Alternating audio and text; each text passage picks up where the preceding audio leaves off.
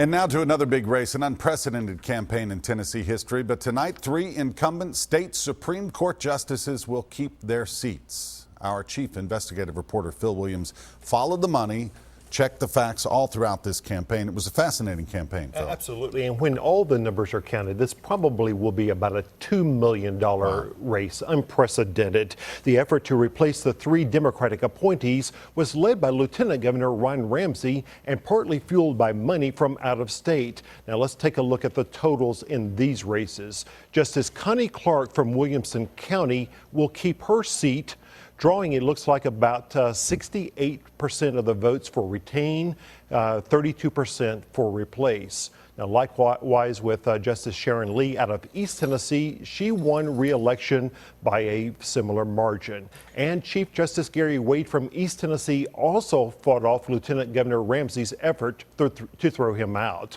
Now, Justices Clark and Lee watched the returns here in Nashville.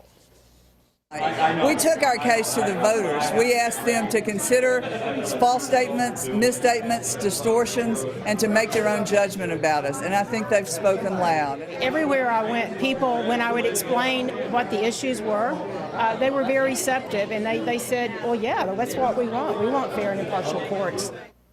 Now, this vote will likely be seen as a political defeat for Lieutenant Governor Ramsey, who put almost $500,000 from his own political action committee into the effort to oust the justices and put the court into Republican hands. Meanwhile, the woman who led the opposition group, the Tennessee Forum, just released a statement saying that, quote, the fight goes on. She urged the justices to appoint an attorney general. In Tennessee, they appoint the attorney general, someone who represents Tennessee values. More conservative, in other words. Exactly. Right. Phil, thanks so much for that great coverage.